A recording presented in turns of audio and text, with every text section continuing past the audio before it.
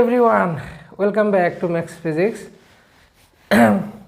সবে ঠিকে আছে নে অলপ লেকচার আউতে লেট হইছে ইয়ার আগৰ লেকচাৰটো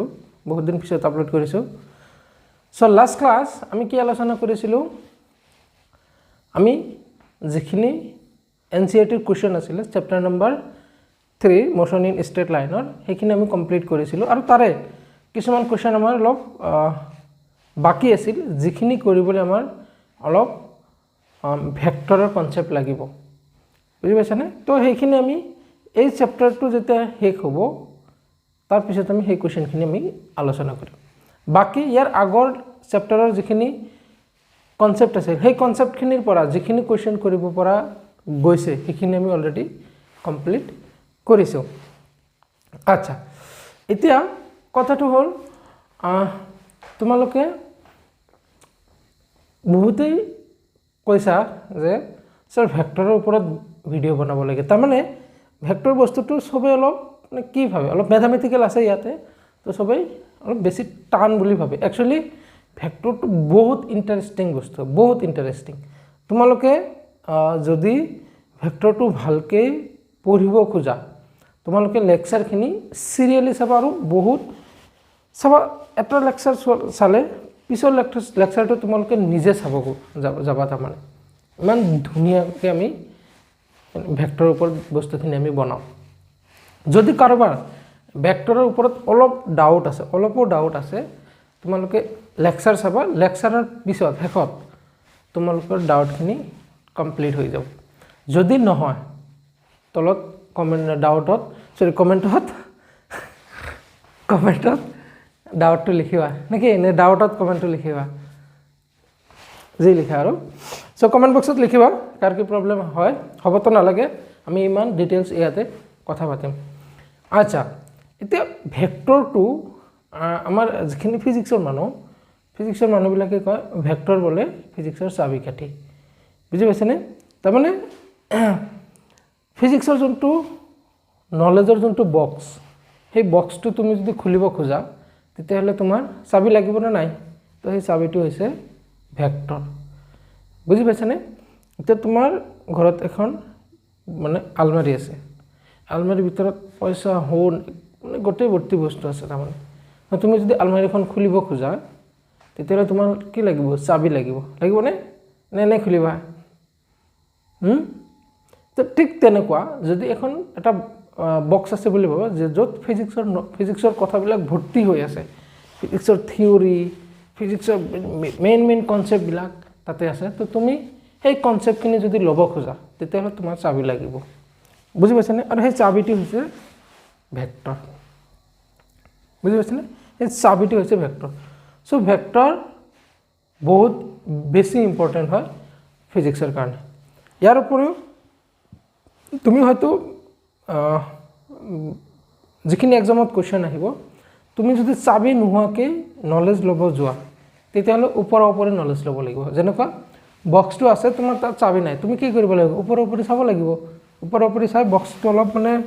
লছৰ কৰি ভিতৰত তুমি খুলিবই নোৱাৰিলা তো এনেকৈ চাই তুমি ঘূৰি আহিব লাগিব বুজি পাইছানে তো হেনেকৈ চাই তুমি মানুহৰ আগত ক'ব লাগিব যে মই সেই বক্সটো এনেকুৱা দেখাত এনেকুৱা চাৰিকোণীয়া শেপ ইমান ডাঙৰ ইমানকৈ দেখাত এনেকৈ তুমি ডেসক্ৰাইব কৰিব লাগিব তুমি যদি বেলেগক ফিজিক্স শিকাব যোৱা তুমি হেনেকৈ ডেসক্ৰাইব কৰিব লাগিব বাট তুমি যদি ভিতৰত কি আছে চাবি খুলি দেখিব পাৰা তেতিয়াহলে তুমি মানুহৰ আগত হেনেকৈ ক'বা যে মই ভিতৰত খুলিছো এইবিলাক বস্তু ভিতৰত আছে বুজি পাইছানে কোনে ভালকে ডেসক্ৰাইব কৰিব পাৰিব যোনে ওপৰে চাইছে হি নে চাবি খুলি ভিতৰত যি চাইছে হি বুজি পাইছা তো কথাটো হৈছে এটো আৰু ইয়াত কিছুমানে অলপ টান পায় ম্যাথমেটিক্স আছে কাৰণে ভেক্টৰ চ্যাপ্টাৰটো একচুয়ালি সবা ম্যাথছতো দিয়া আছে ফিজিক্সতো দিয়া আছে তো টান পাবলগে একো নাই তোমালোকে লেকচাৰ কন্টিনিউয়াছলি চাবা সিৰিয়ালি চাবা আৰু ভেক্টৰৰ যাতে কোনো প্ৰবলেম নহয় তাৰ গ্যাৰান্টি মই বুজি পাইছানে আচ্ছা তো কথা এইখিনি আৰু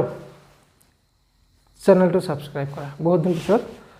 আকৌ একবাৰ কৈ আছো চেনেলটো সাবস্ক্ৰাইব কৰা আৰু তোমালোকে অলৰেডি স্প্ৰেড কৰিছা বহুতখিনি স্প্ৰেড কৰিছা বহুত দূৰৰ পৰা কমেণ্ট আহি আছে চ' ভাল লাগিছে আৰু মই ভাবা নাই একচুৱেলি মানে অনলাইনত যে মই ইমান ছাপোৰ্ট পাম বুজি পাইছেনে আৰু এনেকৈ ছাপোৰ্ট পালে মই লেকচাৰ বনাই থাকিম একচুৱেলি কেতিয়াবা কি হয় লেকচাৰ বনাবৰ ইচ্ছা নাযায় কিন্তু তেতিয়া হঠাৎ এটা কমেণ্ট আহি যায় ছাৰ নেক্সট ভিডিঅ'টো দিয়ক না তো সেই কমেণ্টটো চাই লগালগ আকৌ মোৰ মুডটো চেঞ্জ হৈ যায় বুজি পাইছেনে এই তোমালোকৰ যোনটো ভাল পোৱা যে ছাৰ নেক্সট ভিডিঅ' দিয়ক তাৰমানে কোনোবাইতো মোৰ কাৰণে ৱেইট কৰি আছে সেই কথাটো ভাবি মই লগে লগে ভিডিঅ' বনাব ষ্টাৰ্ট কৰোঁ বুজি পাইছেনে তো হয়তো এনেতো ভিডিঅ' মই বনামেই হয়তো 2-1 দিন পিছত বনালোঁ হয় কিন্তু সেই কমেণ্টটোৰ কাৰণে মই সেইদিনা লেকচাৰটো বনাব লগা হ'ল বুজি পাইছেনে চ' তোমালোকৰ কমেণ্টটো মোৰ কাৰণে ইমান ইম্পৰ্টেণ্ট বুজি পাইছা তোমালোকৰ কমেণ্ট ইমানেই ইম্পৰ্টেণ্ট মোৰ কাৰণে আৰু তোমালোকে যে মানে মোক মোৰ লেকচাৰখিনি এনেকৈ চাই আছা তাৰ কাৰণে তোমালোকক অশেষ ধন্যবাদ আচ্ছা এতিয়া আমি কথা পাতোঁ ভেক্টৰ কিয় দৰকাৰ হ'ল আমি ইমান ধুনীয়াকৈ আগৰ বস্তুখিনি পঢ়ি আছিলোঁ মোচন ইন ষ্ট্ৰেট লাইন পঢ়ি আছিলোঁ ইউনিট এণ্ড মেজাৰমেণ্ট পঢ়িছোঁ এই ভেক্টৰনো কিয় দৰকাৰ পৰিল আকৌ চাবা কিছুমান ভৌতিক ৰাশি আছে যিখিনি ভৌতিক ৰাশি আমি তাৰ মান আৰু একক এই দুটা ইনফৰমেশ্যনত আমি কমপ্লিট এই দুটা বস্তু থাকিলে আমি কমপ্লিট ইনফৰমেশ্যন আমি পাই যাওঁ বুজি পাইছেনে ভৌতিক ৰাশি ফিজিক্যাল কোৱান্টিটিত কি থাকে এটা থাকে n আৰু এটা থাকে u n মানে সংখ্যা নিউমেৰিকেল ভ্যালু u মানে একক ইউনিট বুজি পাইছেনে কিছুমান ভৌতিক ৰাশি আছে য'ত সংখ্যা আৰু একক এই দুটা থাকিলে গোটেইখিনি ইনফৰমেশ্যন পোৱা যায় যেনেকুৱা ধৰা তুমি দোকানত যাই কৈছা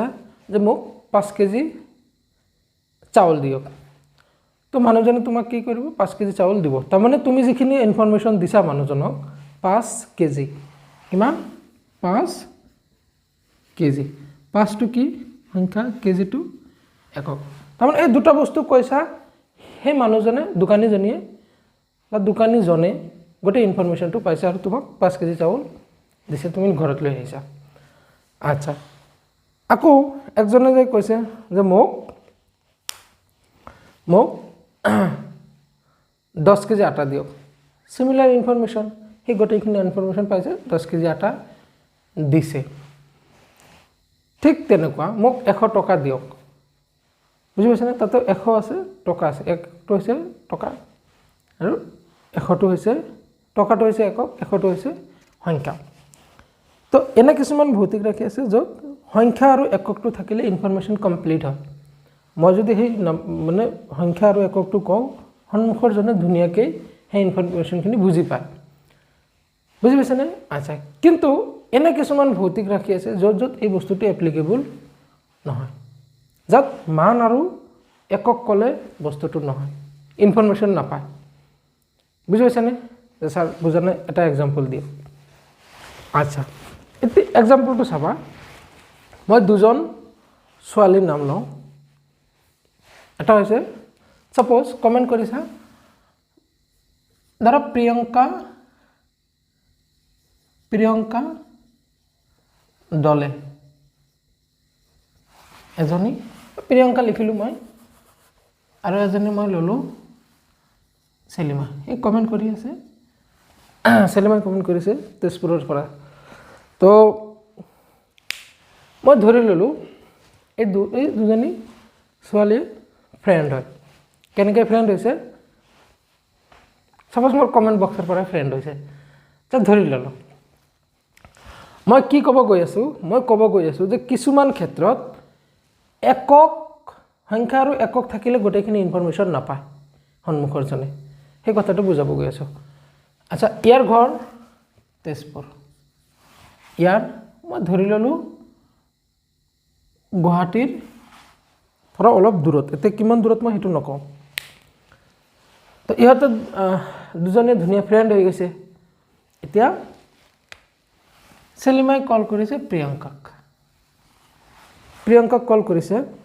কৈছে প্ৰিয়ংকা তুমি ক'ত আছা ই কৈছে যে মোৰ ঘৰ গুৱাহাটীৰ ওচৰত তো এতিয়া তাই ইয়াৰ ঘৰত গৈছে বা যাব, যোৱা নাই, যাব আৰু ফোন কৰিছে যে তোমাৰ ঘৰটো ক'ত? সি কৈছে গুৱাহাটীৰ পৰা 20 মিটাৰ আঁতৰত। বুজি পাইছেনে? গুৱাহাটীৰ পৰা 20 মিটাৰ না 20 কিলোমিটাৰ ধৰা আৰু গুৱাহাটীৰ পৰা 20 কিলোমিটাৰ মান আঁতৰত। গুৱাহাটী ক'ৰ পৰা 20 কিলোমিটাৰ ধৰি ল'লে, জালুকবাৰীৰ পৰা 20 কিলোমিটাৰমান আঁতৰত ইয়াৰ ঘৰ। আচ্ছা, ই সুধিছে তোমাৰ ঘৰ কোনখিনিত? ই কৈছে গুৱাহাটীৰ পৰা 20 কিলোমিটাৰ দূৰত। তো এই কথাখিনি কোৱাৰ লগে লগে তাইৰ মোবাইল ছুইচ অফ হৈ গৈছে। বুজিছেনে? এতিয়া চেলিমাই কৈ আছে হেল্ল' হেল্ল' হেল্ল', 20 কিলোমিটাৰ দূৰত বুজি পাইছোঁ, হেল্ল', কাটক। বুজি পাইছেনে? এতিয়া চেলিমাই আহিছে, ক'ত আহিছে? গুৱাহাটী জালুকবাৰীত অভাৰ ব্ৰিজৰ ওপৰত থিয় হৈ আছে। এতিয়া চোৱা ইনফৰমেশ্যন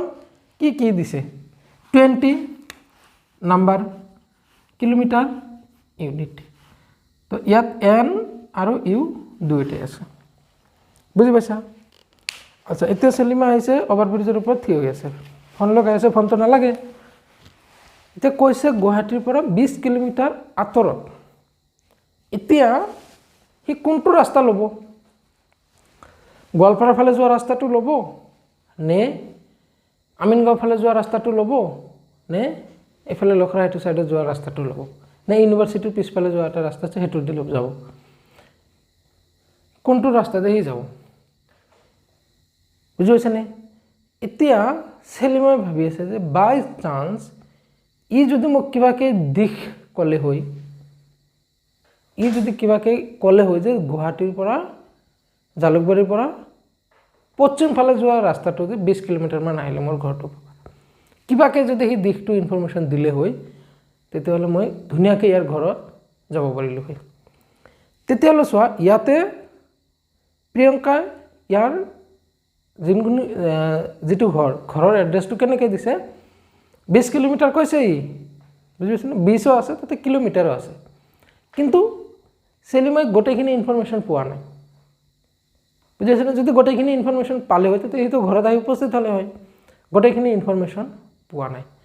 তাই কি ভাবি আছে যে কিবাকে যদি মোক সি দিশৰ কথাটো ক'লে হয়, তেতিয়াহ'লে মোৰ প্ৰব্লেম নাছিল, মই এই অভাৰব্ৰিজৰ ওপৰত এনেকৈ ফাঁচি নাথাকিলোঁ হয়।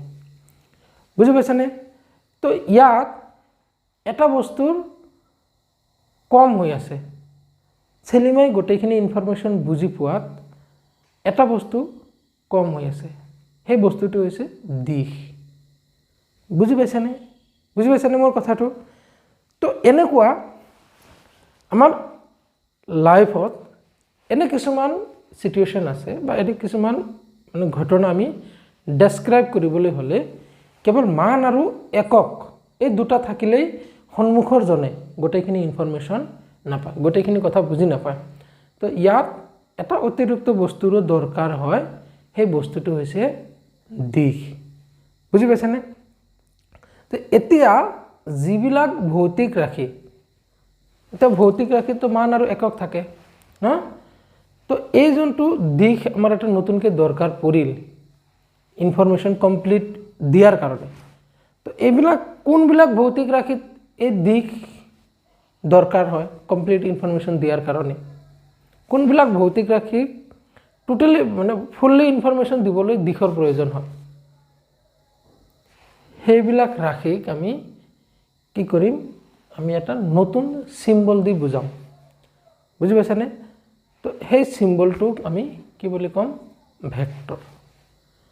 বুজি পাইছানে? এতিয়া ভৌতিক ৰাশি আমি আগতে পাইছিলোঁ যে ভৌতিক ৰাশি দুই প্ৰকাৰৰ, কি? মৌলিক ৰাশি আৰু যৌগিক ৰাশি। মৌলিক আৰু যৌগিক আমি ভাগ কৰিছিলোঁ কিহৰ ওপৰত ভিত্তি কৰি? ডিপেণ্ডেঞ্চি, মানে কোনে কাৰ ওপৰত ভিত্তি কৰে সেইটোৰ ওপৰত আমি চাই, সেইটোৰ ওপৰত ভিত্তি কৰি আমি মৌলিক ৰাশি আৰু ভৌতিক ৰাশিক ভাগ কৰিছিলোঁ। বুজি পাইছেনে? এতিয়া এই ভৌতিক ৰাশিক আমি কোনবিলাক ভৌতিক ৰাশি বুজাবলৈ দিশৰ দৰকাৰ হয়, কোনবিলাক ভৌতিক ৰাশি বেলেগক বুজাবলৈ দিশৰ দৰকাৰ পৰে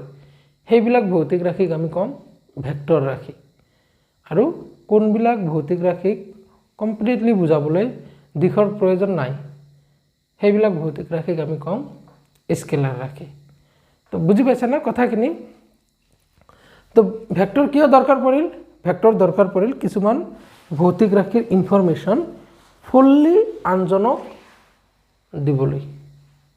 ঠিকে আছে নে আচ্ছা তো আমি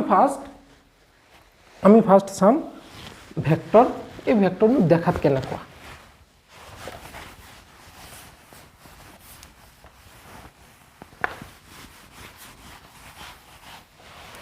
তো আমি লিখিম ফাৰ্ষ্ট অফ অল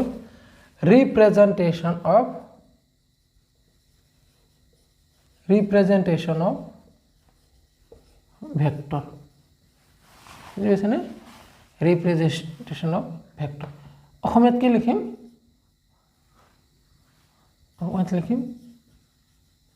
ভেক্টৰৰ উপস্থাপন ভেক্টৰৰ উপস্থাপন তাৰমানে এই আমি যে ক'লো ভেক্টৰ এই ভেক্টৰ দেখাত কেনেকুৱা বুজি পাইছা না আমি চালে কেনেকৈ গম পাম যে ই এটা ভেক্টৰ হয় বুজি পাইছা আচ্ছা তো ভেক্টৰ এটা দেখিবলৈ এনেকুৱা দেখাত এনেকুৱা এটা সৰল ৰেখা য'ত আগত এটা কাৰ্চিন থাকে বুজি পাইছা না ভেক্টৰ এটা দেখাত এনেকুৱা যেনেকুৱা তোমাক ফটো মাৰিলে কেনেকুৱা দেখিবা তো ভেক্টৰ এটা ফটো মাৰিলে এনেকুৱা দেখাত আচ্ছা এই কাৰ্চিন থকা ফাল যিফালে কাৰ্চিন আছে সেইফালক কয় হেড মানে মুণ্ড আৰু এইটোক কয় টেইল মানে পুচ্ছ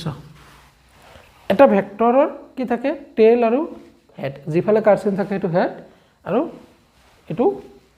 টেইল আচ্ছা এতিয়া এই যোনখিনি ভেক্টৰটোৰ দৈৰ্ঘ্য ভেক্টৰটো কিমান দীঘল আঁকিম সেইটো নিৰ্ভৰ কৰিব ভেক্টৰটোৰ মানৰ ওপৰত মান তাৰমানে ইয়াৰে পৰা এইখিনি জাগা আমি কি বুলি ক'ম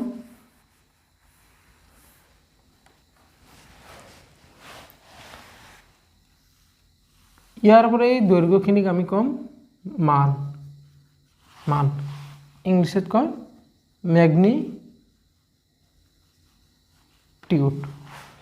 ম্যাগনিটিউড মান এই যোনটো কাৰ্চিন এই কাৰ্চিনটোক ক'ব দিশ বুজি পাইছনে লাইনটোৰ দৈৰ্ঘ্যই কি বুজায় মান বুজাব কিমান মান আৰু কাৰ্চিনটোৱে বুজাব দিশ বুজি পাইছনে তাৰ মানে এটা ভেক্টৰত কি থাকে মান আৰু দিশ থাকে বুজি পাইছনে আচ্ছা তো অলৰেডি মই যে ক'লো ভেক্টৰ ৰাশি আৰু স্কেলাৰ ৰাশি ভেক্টৰ ৰাশি কি যিবিলাক ভৌতিক ৰাশিৰ দিশ আছে মানটো দুয়োটাৰে মানটো আছে উপৰিঞ্চি দিশ আছে তো সেইবিলাকক আমি ভেক্টৰ ৰাশি বুলি কৈছিলোঁ যিবিলাক ভৌতিক ৰাশিৰ মান আৰু দিশ দুয়োটা আছে সেইবিলাকক আমি ভেক্টৰ ৰাশি বুলি কম আৰু যিবিলাকৰ অকল মান আছে সিহঁতক আমি কি বুলি ক'ম স্কেলাৰ ৰাশি দিশ নাই বুজি পাইছেনে যেনেকুৱা 2 কেজি কোনো দিশ নাই সন্মুখৰ জনক 2 কেজি ক'লে সি গোটেইখিনি ইনফৰমেশ্যন পাই যায় বুজি পাইছা আচ্ছা এতিয়া ৰিপ্ৰেজেণ্টেশ্যন অফ ভেক্টৰ আগতে ভেক্টৰ কি ভেক্টৰ ৰাশি কি সেইটোতো আমি বুজি পালোঁ এতিয়া আহিব vector what is vector so' fundamental যিটো ডেফিনেশ্যন সেই ডেফিনেশ্যনটো হ'ল যে vector is a straight line with an arrow' mark বুজি পাইছানে vector is a straight line with an arrow' mark দিশ নিৰ্দেশকাৰী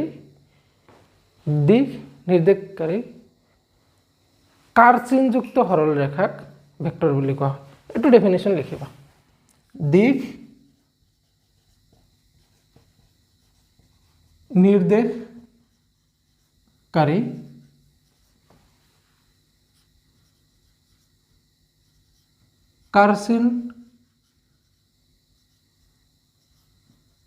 কাৰ্সিনযুক্ত সৰলৰেখাক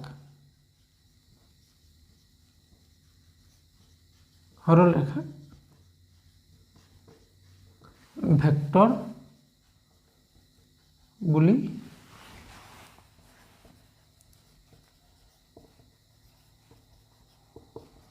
কোৱা হয়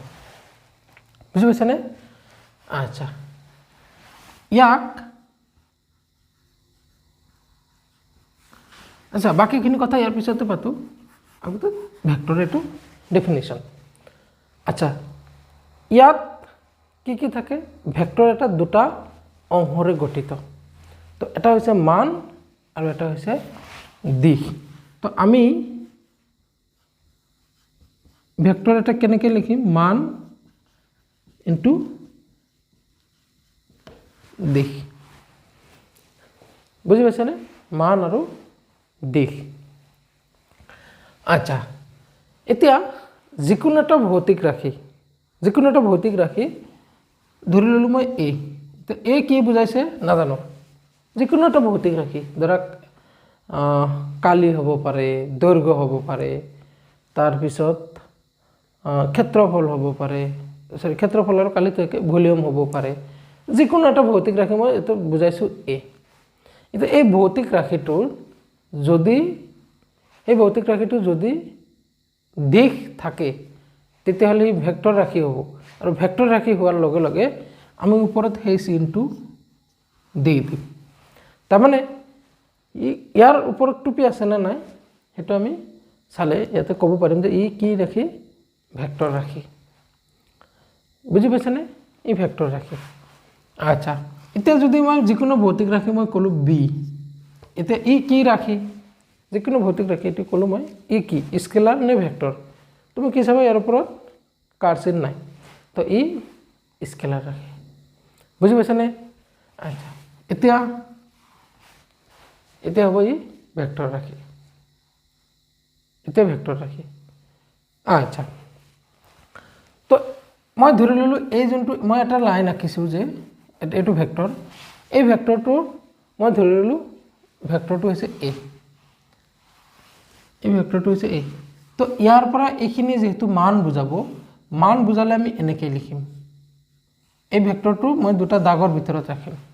এটো কয় ম্যাগনিটিউড অফ এ তাৰমানে এই ভেক্টৰটোক মই যদি এনেকৈ দুটা দাগৰ ভিতৰত ৰাখো তেতিয়াহ'লে ইয়াক কি বুজাব ভেক্টৰটোৰ মান বুজাব অকল বুজি পাইছানে অকল মান বুজাব দিশ নহয় আচ্ছা আৰু ইয়াক এই কাৰ্চিনটো এটোক বুজাবলৈ হ'লে আমি এটা এ লিখি ওপৰত ক্যাপ চিন দিম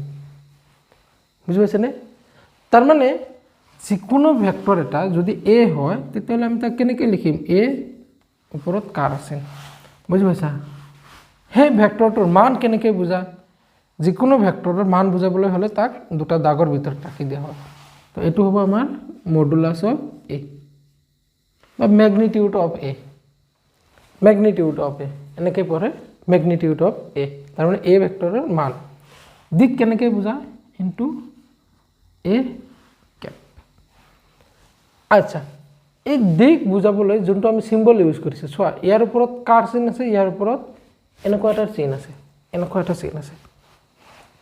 এই চিনটোক কয় ক্যাপ এটো কয় ক্যাপ টুপি বুজি পাইছানে তে যিবিলাকৰ ওপৰত এই টুপিটো আছে হিয়তক কয় একক ভেক্টৰ আমি ইয়াৰ পিছত পাম ডেফিনিশ্যন পাম আমি একক ভেক্টৰ কাক কয় তাৰমানে এই কাৰ্চিনটো বা দিক বুজাবলৈহে অকল ইয়াক ব্যৱহাৰ কৰা হয় বুজি পাইছানে দিক বুজাবলৈ এইটোক ব্যৱহাৰ কৰা হয় তো যিকোনো ভেক্টৰ এটা প্ৰথম কথা হ'ল এ এটা ভেক্টৰ ৰাখি কেনেকৈ গম পাইছো ওপৰত কাৰ্চিন আছে তো যদি ভেক্টৰ হয় তেতিয়াহ'লে ইয়াৰ দুটা অংশ থাকিব লাগিব এটা হৈছে মান আৰু এটা হৈছে দিশ বুজি পাইছানে তো ইয়াতে লিখিব পাৰা যে ভেক্টৰ এটা দুটা উপাংশৰে গঠিত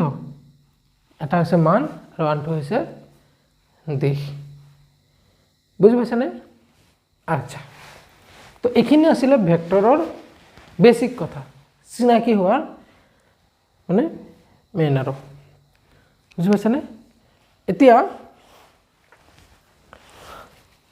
হৈছে আচ্ছা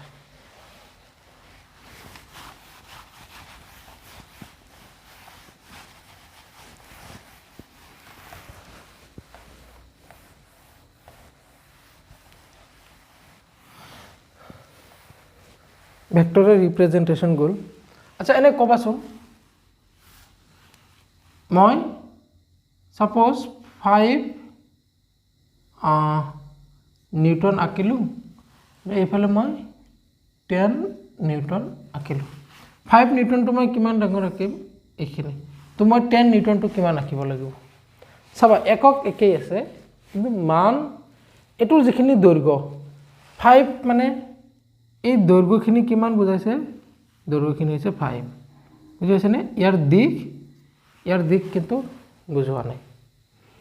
এনে এটো দিক নুবুজায় এনে দিক নুবুজায় এনটো একক দিক বুজাবলৈ হলে আমি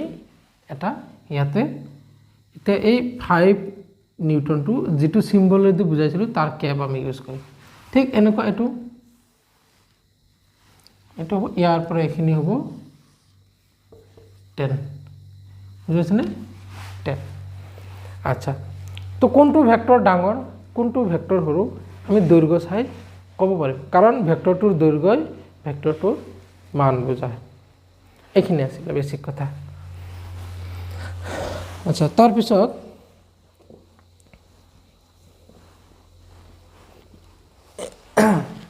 আমি চাম টাইপস অফ ভেক্টৰ ভেক্টৰৰ প্ৰকাৰ কিমান প্ৰকাৰৰ ভেক্টৰ আছে তো লিখিবা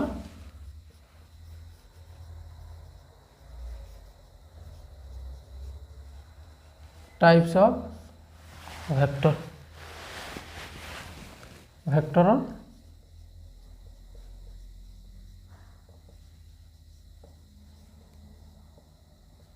প্ৰকাৰ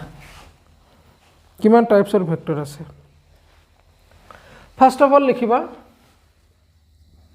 ইউনিট ভেক্টৰ মোস্ট ইম্পৰ্টেন্ট হা ভেক্টৰৰ ভিতৰত ইউনিট ভেক্টৰ একক ভেক্টৰ বুলি কম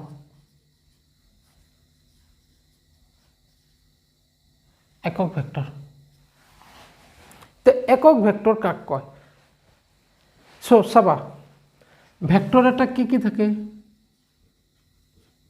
ভেক্টৰ ইজ ইকুয়াল টু মান থাকে আৰু দিক থাকে যিকোনো এ যদি ভেক্টৰ হয় ইয়াৰ মান হ'ব মডুলাস অফ এ আৰু দিক হ'ব এ ক্যাপ একক ভেক্টৰ লিখিবা একক ভেক্টৰ হ'ল যিবোৰ ভেক্টৰৰ মান 1 সিম্পল ডেফিনেশন লিখিবা যিবোৰ ভেক্টৰৰ মান 1 সেইবোৰ ভেক্টৰক একক ভেক্টৰ বুলি কোৱা হয় হৈছে আচ্ছা যদি এ এটা একক ভেক্টৰ হয় এনেকৈ লিখিব যদি এ এটা একক ভেক্টৰ হয় তেন্তে ইয়াক এ ক্যাপ হিচাপে লিখা হয় একক ভেক্টৰ হলে ওপৰত ক্যাপ থাকিব একক ভেক্টৰ হলে এনেকুৱা নাথাকে ওপৰ একক ভেক্টৰ হলে ক্যাপ চিন থাকিব লিখা হয় ইয়াৰ মান 1 একক ভেক্টৰৰ মান কিমান 1 আচ্ছা তো এই ভেক্টৰটো যদি একক ভেক্টৰ হয় তেতিয়াহ'লে আমি তাক বুজাম এনেকৈ একক ভেক্টৰ ইয়াৰ মান আচ্ছা মই অলৰেডি ক'লো যিকোনো ভেক্টৰৰ মান বুলি ক'লে এই কি লোৱা মডুলাস লোৱা তো তাৰমানে এইটো কি বুজাব এ ক্যাপ ভেক্টৰটোৰ মান বুজাব আৰু এইটো মান কিমান হ'ব 1 বুজাইছেনে A cap is equal to 1 আচ্ছা মান 1 হ'ল দিক আমি দিশৰ কথা ইয়াতে নকওঁ দিশ যিফালে ইচ্ছা থাকক খালি যদি সেই ভেক্টৰটোৰ মান 1 হয় তাৰ মানে আমি ভেক্টৰটো কম একক ভেক্টৰ বুজি পাইছানে আচ্ছা মোস্ট ইম্পৰ্টেন্ট ইয়াক আচ্ছা চাবাচোন ইয়াৰ মান যদি 1 হয় তেতিয়াহ'লে ইয়াক ৰাখিছে কিয় ভেক্টৰটো এনেইতো আমি জানো 1 মাল্টিপ্লাই হৈ থকা নথকা একেই কথা তেতিয়াহ'লে ইয়াক লিখাৰ কি দৰকাৰ আছিলে যদি মই এইটো নিলিখো a = মডুলাস অফ a হলে হয় ইয়াৰ মানটো 1 তো লিখাৰ কি দৰকাৰ আছে এনে 1 মাল্টিপ্লাই হৈ আছে নো এটো লিখাৰ দৰকাৰ আছে কাৰণ ইয়াৰ মান 1 হলেও ই তাতে থাকিব লাগিব আৰু ইয়ে কি বুজাব ইয়াক ভেক্টৰটোৰ দিক বুজাবলৈ ব্যৱহাৰ কৰা হয় The only use of unit vector is to indicate the direction of a vector বুজি পাইছে না এটা ইম্পৰ্টেন্ট আৰু মোস্ট ইম্পৰ্টেন্ট হয় ইউনিট ভেক্টৰ কিহৰ কাৰণে ব্যৱহাৰ কৰে দিক বুজাবলৈ আদাৰৱাইজ ইয়াৰ কোনো কাম নাই এটা ভেক্টৰৰ মান ইউনিট ভেক্টৰে কমাবও নোৱাৰে বঢ়াবও নোৱাৰে বুজি পাইছে না যে কিন্তু ইয়াৰ দিক হি উল্টা পাল্টা কৰিব পাৰিব ইউনিট ভেক্টৰ দি মাল্টিপ্লাই কৰি দেখেন আমি কথা পাতিম পিছত তো একক ভেক্টৰ গ'ল আৰু বুজি পাইছে না আচ্ছা একক ভেক্টৰ কিহেদি ইউজ কি কৰে একক ভেক্টৰ খালি দিক বুজাবলৈ ব্যৱহাৰ কৰে আচ্ছা ইয়াতে এটা ইম্পৰ্টেন্ট কথা মই কম তলত প্যাৰাগ্ৰাফ কৰি লিখিব পাৰা যে আমি যিখিনি ঘটনা ইয়াতে পঢ়িম সেই ঘটনাবিলাকৰ দিশ আমি কেনেকৈ বুজাও x অক্ষ y অক্ষ z অক্ষ এনেকৈ বুজাও না নাই আয়তীয় অক্ষ প্ৰণালীত x axis y axis আৰু z axis থাকে আচ্ছা ৰবা এনেকুৱা ধৰা আৰু এটো x এটো y এটো z এটা মই যে কলো একক ভেক্টৰ কিহৰ কাৰণে ব্যৱহাৰ কৰা হয় দিক বুজাবলৈ এতিয়া কোনবা এটা কোণাই এনেকৈ গৈছে কাৰ ফালে গৈছে x ৰ ফালে গৈছে বুজি পাইছে নে তো আমি কি কৰিম x নিলিখো তাৰ লগত আমি কি কম যদি x ৰ ফালে যায় তাক আমি কম i ৰ ফালে গৈছে বুজিছেন কাৰণ i কি বুজাব x অক্ষৰ একক ভেক্টৰ তাৰমানে কোনবা যদি x অক্ষৰ লগত গৈছে বা x অক্ষৰ ফালে গৈছে তেতিয়া হলে আমি তাৰ যেটো মান তাৰ লগত আমি i পূৰণ কৰি দিম i মানে i চালে গম পাব লাগিব কি হি কোণাটো কোন ফালে গৈছে x ৰ ফালে গৈছে ঠিক তেনেকুৱা কোনবা যদি y ৰ ফালে যায় তেতিয়া হলে আমি j ইউজ কৰিম কোনবা যদি z ৰ ফালে যায় তাক আমি k ইউজ কৰিম আচ্ছা এই ফালে গলে লগত আমি i পূৰণ কৰো কিয় x অক্ষৰ ফালে গৈছে হেতু বুজাবলৈ আমি i পূৰণ কৰো তাৰ মানে i টো কি হল x অক্ষৰ কি হল একক ভেক্টৰ হল তো এই কাৰণে এইবিলাকৰ ওপৰত কেপ দৰকাৰ পৰে বুজি পাইছে নে তো আয়তীয় অক্ষ প্ৰণালী লিখিবা নেকি আয়তীয় অক্ষ প্ৰণালীত x y আৰু z অক্ষৰ বাবে ব্যৱহাৰ কৰা একক ভেক্টৰবোৰ হৈছে ক্ৰমে i j আৰু k এখানে লিখিবা আয়তীয় অক্ষ প্ৰণালীত x y z অক্ষত ব্যৱহাৰ কৰা একক ভেক্টৰবোৰ হৈছে ক্ৰমে i j আৰু k আচ্ছা এতিয়া চাবা কোনোবাই x ৰ ফালে 5 মিটাৰ গৈছে एग्जांपल চাবা কোনোবাই x ৰ ফালে কিমান গৈছে 5 মিটাৰ গৈছে নহয় তো আমি 5 লিখিম আৰু কি লিখিম লগত i ক্যাপ তাৰমানে i ক্যাপ চোৱাৰ লগে লগে তুমি কি ভাবিবা যে x ৰ ফালে 5 গৈছে তে মিটাৰ যা কিলোমিটাৰ যা হেতু মানে ইম্পৰ্টেন্ট নহয় i কি বুজাইছে x ৰ ফালে গৈছে তো এনেকুৱা চালে আমি কি গম পাম x ৰ ফালে 5 গৈছে যদি এনেকুৱা হয় 20k তাৰ মানে আচ্ছা কেপটো দিবা এতিয়া 20k তাৰ মানে হি z অক্ষৰ ফালে কিমান দূৰ গৈছে 20 ঠিক তেনেকুৱা 10j তাৰ মানে y অক্ষৰ ফালে হি 10 গৈছে বুজি পাইছানে so I j and k are used as unit vector along x y and z axis বুজি পাইছানে আচ্ছা তো এইখিনি আছিল একক ভেক্টৰ আৰু একক ভেক্টৰৰ মান 1 আমি অলৰেডি পাইছো আচ্ছা তো i cap তেতিয়ালে মডুলাস অফ i cap কিমান হ'ব modulus of i cap 1 modulus of j cap 1 modulus of k cap 1 তিনিওটাৰ মান 1 কাৰণ তিনিওটা একক ভেক্টৰ বুজি পাইছানে আচ্ছা তো এইখিনি আছিল একক ভেক্টৰৰ কথা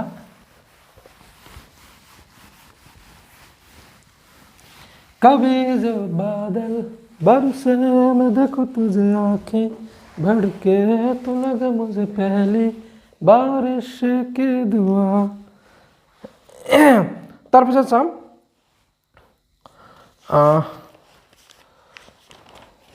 সমৰেখীয় ভেক্টৰ তাৰপিছত চাম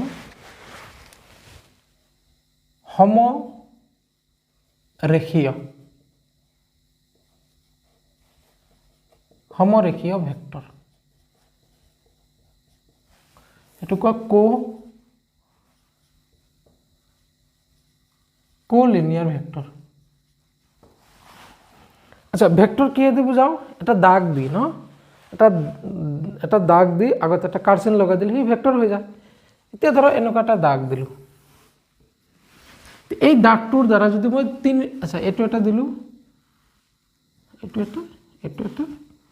ধৰিলো এটো এটা তেতিয়া হলে এই ভেক্টৰটোৰ দ্বাৰা মই কেইটা ভেক্টৰ বুজালো এটো দাগটোৰ এই দাগটোৰ দ্বাৰা কেইটা ভেক্টৰ বুজালো এটা হৈছে এইখিনি এটাৰ মান হৈছে ইয়াৰ পৰা এইখিনি আনটো ইয়াৰ পৰা এইখিনি এটা ইয়াৰ পৰা এইখিনি এটো এটা ভেক্টৰ এটো এটা ভেক্টৰ এটো এটা ভেক্টৰ আৰু এটো এটা ডি তো এটা লাইনৰ দ্বাৰা কেইটা ভেক্টৰ বুজাইছো মই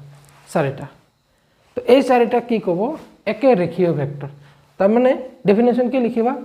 একেটা ৰেখাৰ দ্বাৰা বুজোৱা ভেক্টৰবোৰক একে ৰেখীয় ভেক্টৰ বুলি কোৱা হয় বুজি পাইছানে আচ্ছা তাৰপিছত লিখিবা আছে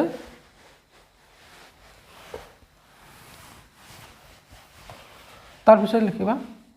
সমাধি ভেক্টৰ সমাধি ভেক্টৰ এটো কো ইনিশিয়াল ভেক্টৰ সমাধি মানে সমযোগ আদি এনেকুৱা আছিল না হ্যাঁ আমাৰ ইয়াৰ আগতে তোমালোকে তো পঢ়ি আহিছা লাষ্ট সন্ধি ভাঙা আৰু জোৰা লগোৱা পঢ়িছা না নাই মোৰ অৱশ্যে বিলাক ইমান মনত নাই হা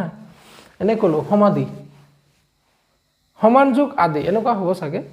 সমাধি ভেক্টৰ তো সমাধি মানে যেটো নামতে অলৰেডি গোটেইখিনি গম পাইছা ধৰি লওক 4টা 5টা ভেক্টৰ আছে তে গোটেইকেইটা ভেক্টৰ যদি আদি বিন্দু একেই হয় আদি বিন্দু মানে কাৰ কথা কৈছে পুচ্ছ টেইল যদি গোটেইকেইটা ভেক্টৰৰ টেইল নেস এটা বিন্দুত লগ লাগি থাকে সেই গোটেইকেইটা ভেক্টৰক আমি কি বুলি কম সমাধি ভেক্টৰ তো লিখিবা ডেফিনেশন এনেকে যে জীৱৰ ভেক্টৰৰ আদি বিন্দু একে সেই ভেক্টৰবোৰক সমাধি ভেক্টৰ বুলি কোৱা হয় সো মই এটা ভেক্টৰ কেইটামান আঁকিলো ই ভেক্টৰ হৈছে নে স্ট্ৰেট লাইন কাৰ্সিন আছে ইয়েস এটো এটা ভেক্টৰ এটো বি সি এটা আছে ডি তে এ বি সি ডি এই গোটেই কেইটাৰে সোয়া হেড তো বেলেগ বেলেগ জায়গাত আছে কিন্তু টেইল আদি বিন্দু এটা পয়েন্টত লগ লগা আছে এই কেইটাকে আমি কি কম সমাধি ভেক্টৰ বুজি পাইছানে আচ্ছা সমাধি ভেক্টৰবোৰ এটা আনটোৰ সমান হ'ব লাগিব বুলি কোনো কথা নাই ইয়াতে অলৰেডি চাই কি জানি যে কোনবা এটা ডাঙৰ হৈছে কোনবা এটা সৰু হৈছে মই এটো সৰু কৰি দিলো কোনবা এটা সৰু হৈছে কোনবা এটা ডাঙৰ হৈছে এটো মই অলপ বেছিকে ডাঙৰ কৰি দিও সমাজে ভেক্টৰ সমান হ'ব লাগিব বুলি কথা নাই ইয়াতৰ জাস্ট আৰম্ভণি পইণ্টটো এটা পইণ্ট থাকিলে হ'ল এটা কোন ডাঙৰ থাকিব কোন সৰু থাকিব পাৰিব বুজিছনে কোনবা ডাঙৰ হলে কোনবা সৰু হ'ব পাৰিব বা সমান হ'ব পাৰে তো সমান হ'ব লাগিব বুলি কোনো কন্ডিশন নাই আচ্ছা তাৰ পিছত চাবা সমতলীয় ভেক্টৰ সমতলীয় ভেক্টৰ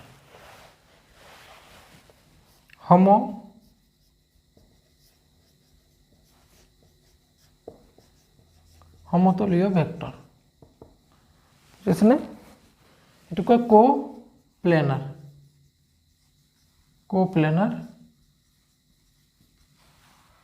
ভেক্টৰ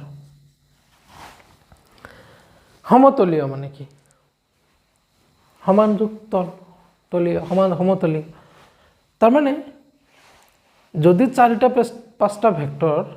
একেখন তলত থাকে তেতিয়া হলে সেই গোটেইকেইটা ভেক্টৰক সমতলীয় ভেক্টৰ বুলি কোৱা হয় যেনেকৈ ধৰা এটো মোৰ মাৰ্কাৰটো মই এটা ভেক্টৰ বুলি ইমাজিন কৰো ওপৰত কাৰ্চিন আছে ওপৰত এটা কাৰ্চিন বুলি ধৰা আৰু এটা ভেক্টৰ হ'ল তো এনেকুৱা মোৰ হাতত পাঁচটা মান কলম আছে মানে মাৰ্কাৰ আছে তো গোটেইকেইটাক মই টেবুলৰ ওপৰত থৈ দিলো বুজি পাইছনে তে টেবুলখন কি এখন তল টেবুলখন মই গোটেইকেইটা ভেক্টৰ টেবুলৰ ওপৰত এনেকৈ থৈ দিলো এটা কোনে কোনফালে আছে হেতু ইম্পৰ্টেন্ট নহয় যদি এনেকৈ থৈ দিও তেতিয়া হলে এই ভেক্টৰখিনিক আমি কি কম সমতলীয় ভেক্টৰ তাৰ মানে ভেক্টৰবোৰ একেখন তলত আছে আচ্ছা ধৰি লও এখন মোৰ টেবুল হয় এখন মোৰ টেবুল আচ্ছা এনেকুৱা আছে এনেকুৱা দেখিব পাৰা আৰু তো ইয়াতে মোৰ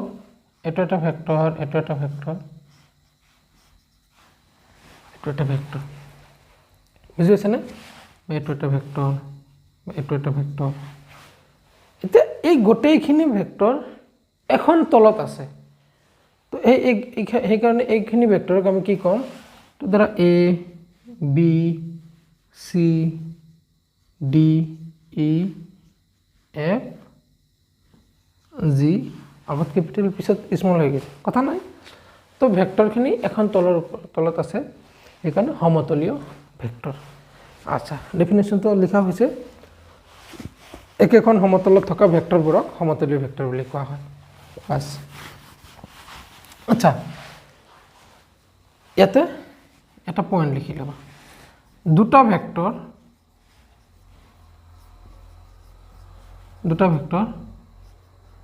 সদায়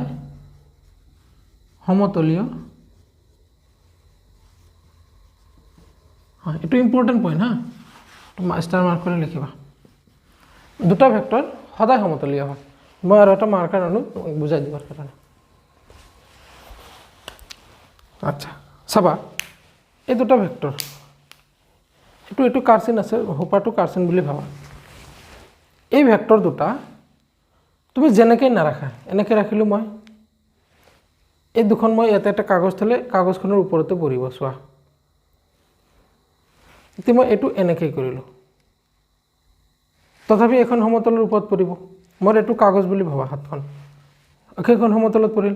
তুমি কি কৰে এটো এনেকৈ ৰাখিলা তথাপি একেখন সমতলৰ ওপৰতে পৰিব এনেকৈ ৰাখা বা যেনেকৈ নাৰাখা তুমি এনেকৈ ৰাখা তথাপি একেখন তলৰ ওপৰতে পৰিব ন তুমি বলে এনেকৈ ৰাখিছা তথাপি একেখন তলৰ ওপৰতে পৰিব একেখন তল মানে কি এখন কাগজ যদি তুমি এটা টাচ কৰি থোৱা আনটো অটোমেটিক্যালি এনেকৈ টাচ হ'ব বুজি পাইছানে একেখন তলৰ ওপৰত কিন্তু দুটাৰ ক্ষেত্ৰত লিখিছা কিন্তু তিনিটা ভেক্টৰ থাকিলে বা তিনিটা ভেক্টৰ সদায় সমতলীয় নহব পাৰে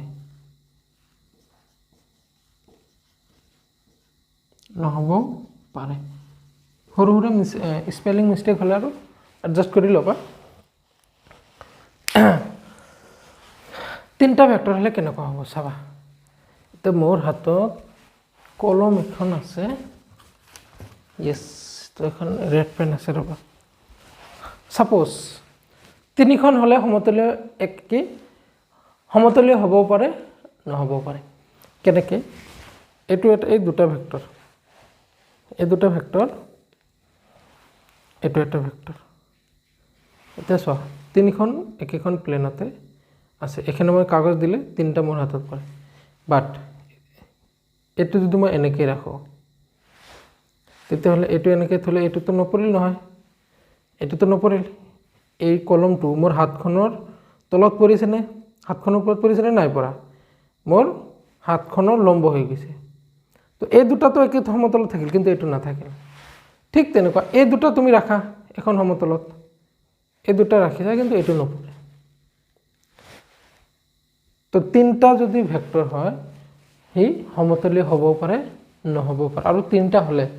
মেক্সিমাম কণ্ডিশ্যনত তিনিটা ভেক্টৰ সমতলীয় নহয়, হঠাৎ কেতিয়াবা হ'ব পাৰে। যেনেকৈ আমাৰ কি কয়, যদি আমি সেই ভেক্টৰ বুলি ভাবোঁ, প্ৰতিফলনৰ যিটো নিয়ম আছিলে, প্ৰতিফলনৰ দুটা নিয়ম আছিল ন, তাৰ প্ৰথমটো কি আছিল? আপাতিত ৰশ্মি, প্ৰতিফলিত ৰশ্মি আৰু সিহঁতৰ অবিলম্ব। সেই তিনিওটাক যদি আমি নৰ্মেল কি ভেক্টৰ বুলি ভাবোঁ, সেই তিনিটাক যদি আমি ভেক্টৰ বুলি জাষ্ট কওঁ আৰু যে তিনিটা ভেক্টৰ, সেই ভেক্টৰ তিনিটা, সেই তিনিটা কি হ'ব? একেখন প্লেনত থাকিব। তো এনেকুৱা কণ্ডিশ্যন হ'লেও হ'ব, কিন্তু সেই তিনিটা ভেক্টৰ বুলি তুমি ইমান ক'ব নোৱাৰা। আচ্ছা, তো এইখিনি আছিলে সমতলীয় ভেক্টৰ, কোপ্লেনাৰ ভেক্টৰ। তাৰপিছত আছে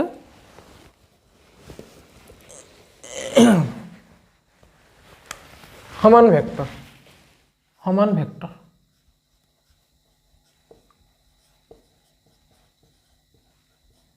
সমান ভেক্টৰ, ইকুৱেল ভেক্টৰ। দুটা ভেক্টৰ আছে এ আৰু এটা ভেক্টৰ আছে বি। এই ভেক্টৰ দুটাক সমান ভেক্টৰ বুলি কেতিয়া ক'ম? এনেকৈ লিখিবা, যদি দুটা ভেক্টৰৰ মান আৰু দিশ একে হোৱাৰ উপৰিও ইহঁতৰ একক একেই হয়, তেতিয়াহ'লে ভেক্টৰ দুটাক আমি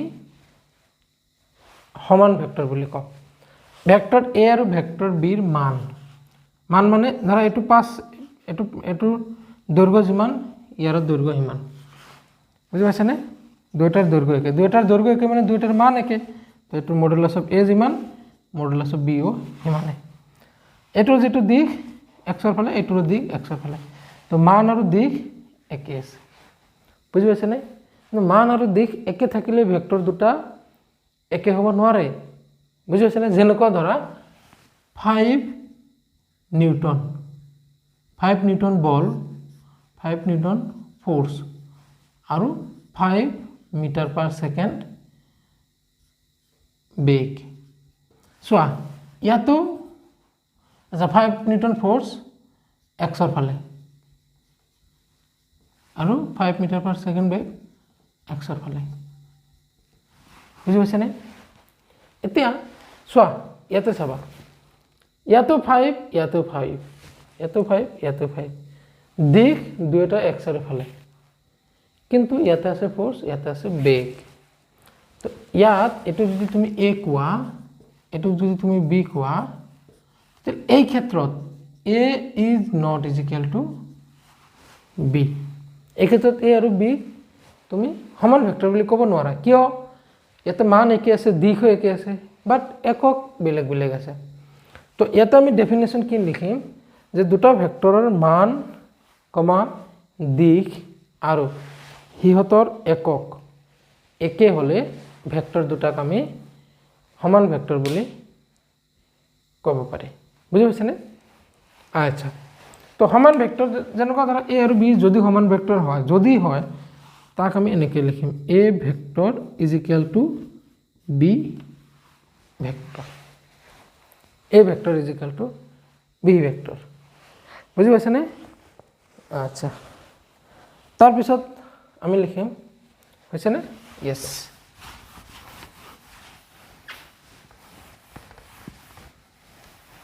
সৰু সৰু কথাবিলাক মাৰ্ক কৰি যাব হা, সমান ভেক্টৰ। তাৰপিছত ঋণাত্মক ভেক্টৰ, ঋণাত্মক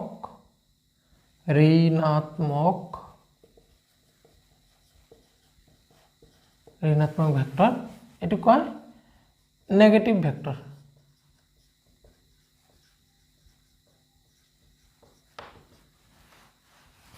ঋণাত্মক ভেক্টৰ মানে, আচ্ছা, দুটা ভেক্টৰৰ মান আৰু একক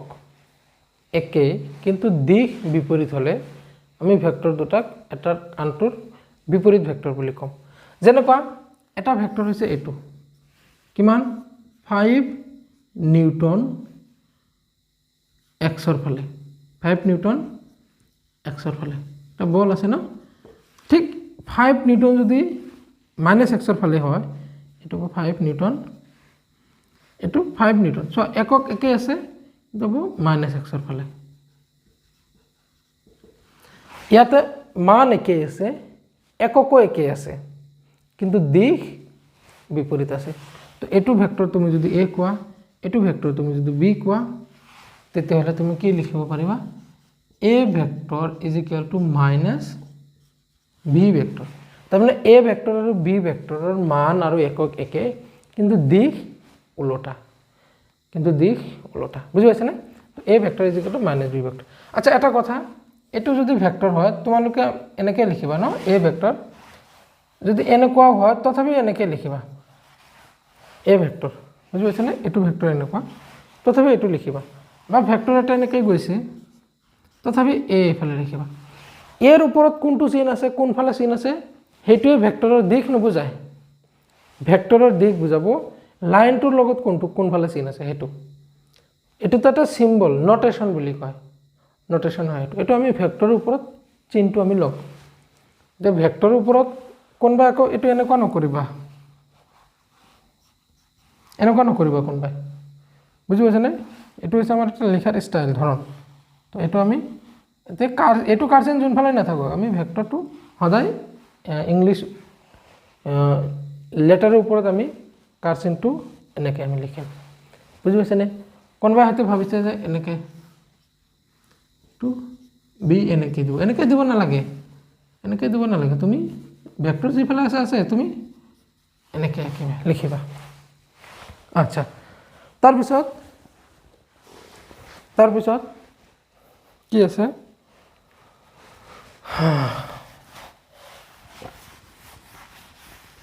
তাৰপিছত আছে সমান্তৰাল ভেক্টৰ। বহুত টাইপছ আছে, আজি এইবিলাকেই হ'ব। সমান্তৰাল ভেক্টৰ, প্যাৰালাল ভেক্টৰ, প্যাৰালাল ভেক্টৰ মানে দুটা ভেক্টৰৰ যদি দিশ একেই হয়, বুজি পাইছেনে? দুটা ভেক্টৰৰ দিশ একেই হ'লে সেই এইটো ভেক্টৰ এ, এইটো ভেক্টৰ বি। তো কি লিখিম? দুটা ভেক্টৰৰ দিশ একে হ'লে ভেক্টৰ দুটাক সমান্তৰাল ভেক্টৰ বুলি কোৱা হয়। লিখিবা ডেফিনেশ্যনটো। আচ্ছা, এটা লিখিবা, দুটা সমান্তৰাল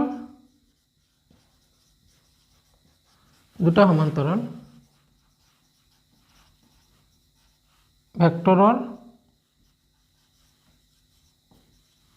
মাজৰ কোণ, দুটা সমান্তৰাল ভেক্টৰৰ মাজৰ কোণ 0 ডিগ্ৰী হয়। এই ভেক্টৰৰ মাজৰ কোণ কিমান? 0 ডিগ্ৰী। দুটা একেফালে গৈ আছে, বুজি পাইছেনে? আচ্ছা, তাৰপিছত লিখিবা প্ৰতি সমান্তৰাল ভেক্টৰ। আচ্ছা, মই ইয়াতে লিখি দিওঁ নেক্সট প্ৰতি সমান্তৰাল ভেক্টৰ। তো ইয়াতে মই এটা শব্দ লগাই দিব লাগিব,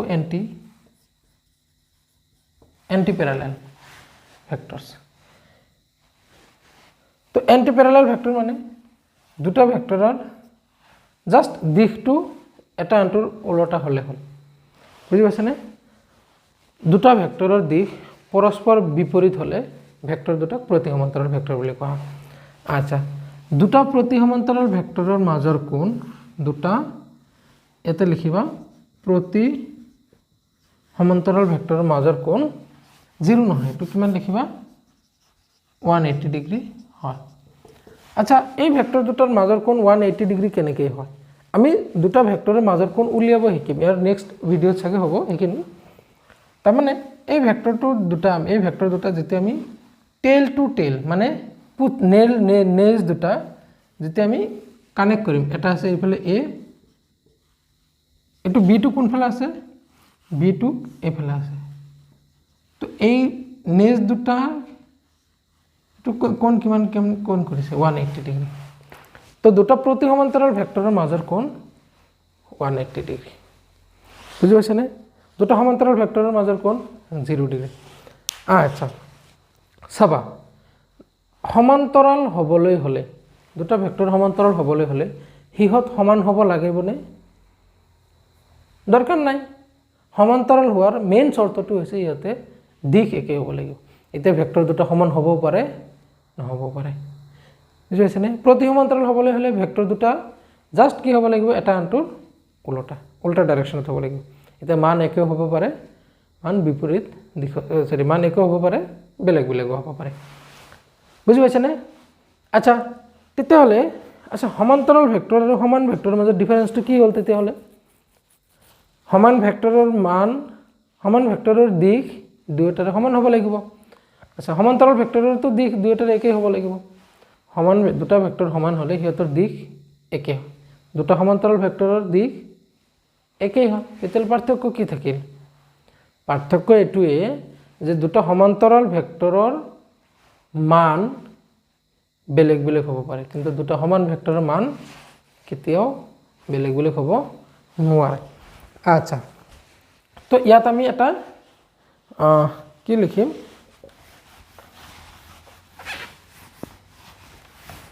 এটা এইটো তলত এটা ষ্টাৰ মাৰ্ক কৰি লিখিবা সকলো সমান ভেক্টৰেই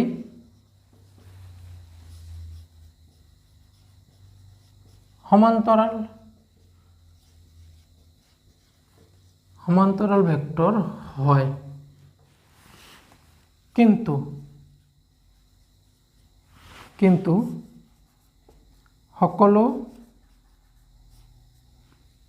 কিন্তু সকলো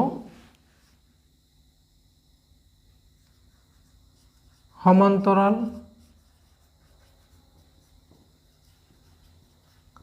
ভেক্টৰে সমান ভেক্টৰ নহয় কিয় নহয় সকলো সমান্তৰাল ভেক্টৰে সমান ভেক্টৰ কিয় নহয় কাৰণ সমান্তৰাল ভেক্টৰবোৰৰ মান বেলেগ বেলেগ হ'ব পাৰে আৰু মান বেলেগ বেলেগ হ'লে কেতিয়াও সমান ভেক্টৰ হ'ব নোৱাৰে হৈছেনে আচ্ছা আৰু এটা আছে সেইটো হৈছে নাল ভেক্টৰ আচ্ছা এইখিনি লিখি ল'বা ইয়েছ আৰু এটা আছে শূন্য ভেক্টৰ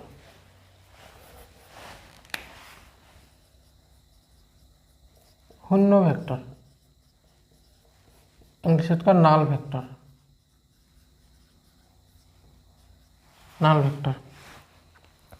আচ্ছা একক ভেক্টৰৰ মান কিমান আছিলে 1 বুজি পাইছেনে ঠিক ইয়াতেও শূন্য ভেক্টৰ মানে যিবোৰ ভেক্টৰৰ মান 1 সৰি 0 যিবোৰ ভেক্টৰৰ মান 0 সেইবোৰ ভেক্টৰক কি বুলি কোৱা হয় শূন্য ভেক্টৰ বুজি পাইছেনে শূন্য ভেক্টৰ ইয়াক লিখিবা ইয়াক এইটো চিনেৰে বুজোৱা হয়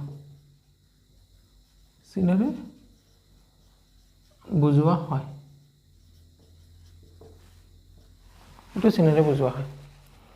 হৈছেনে আচ্ছা শূন্য ভেক্টৰৰ দিশ যিকোনো হ'ব পাৰে বুজি পাইছেনে শূন্য ভেক্টৰৰ দিশ যিকোনো হ'ব পাৰে কিন্তু মান শূন্য আচ্ছা শূন্য ভেক্টৰ তুমি আঁকিব পাৰিবানে ভাবাচোন শূন্য ভেক্টৰটো তুমি বৰ্ডত আঁকিব পাৰিবানে শূন্য ভেক্টৰ তুমি বৰ্ডত আঁকিব নোৱাৰা আচ্ছা বৰ্ডত আঁকিবা কেনেকৈ এইটো এটা ভেক্টৰ আঁকিলা যিমানে সৰুকৈ নাখা তথাপিতো ইয়াৰ দৈৰ্ঘ্য থাকিল এতিয়া যাৰ মানেই শূন্য তাৰ দৈৰ্ঘ্য কিমান হ'ব দৈৰ্ঘ্য শূন্য কাৰণ লাইনটোৰ দৈৰ্ঘ্য কি বুজায় মান বুজায় এতিয়া মান যদি নাই তাৰমানে ভেক্টৰটোৰ দৈৰ্ঘ্য নাই বুজি পাইছেনে তো শূন্য ভেক্টৰটো আমি বৰ্ডত আঁকিব নোৱাৰোঁ বুজি পাইছেনে তো আজি এইখিনি আছিলে বেছিক কথা টাইপছ অফ ভেক্টৰ ভেক্টৰ কি কি দৰকাৰ আছিল আৰু ভেক্টৰৰ ইম্পৰ্টেঞ্চ কি ফিজিক্সত সো এইখিনি কথা আমি আজি পাতিলোঁ নেক্সট আমি ভেক্টৰ ওপৰত আৰু ইয়াৰ যিখিনি ভিতৰুৱা কথা আছে সেই ভিতৰুৱা কথাখিনি আমি নেক্সট আলোচনা কৰিম সো তোমালোকে কেতিয়াবা ভিডিঅ'টো চাই আছে নাজানো 7:08 হ'ব মই যেহেতু কালি 5টাৰ পৰা 6টাৰ ভিতৰতে ভিডিঅ' দিম সো তোমালোকে ভিডিঅ' চাবা লগৰখিনিক ক'বা আৰু ভেক্টৰত লেকচাৰবিলাক ইমানেই ধুনীয়া লেকচাৰ হ'ব মই গেৰাণ্টি কৰিম তোমালোকে এইখন লেকচাৰ যদি এইখন চেপ্টাৰ যদি ভালকৈ চিৰিয়েলি চোৱা ভেক্টৰত এটলিষ্ট কোনো প্ৰব্লেম নহ'ব বুজি পাইছানে তো এইখিনি আছিলে মোৰ ফালৰ পৰা কথা থাকা গুড নাইট আৰু পঢ়ি থাকা ভালকৈ অ'কে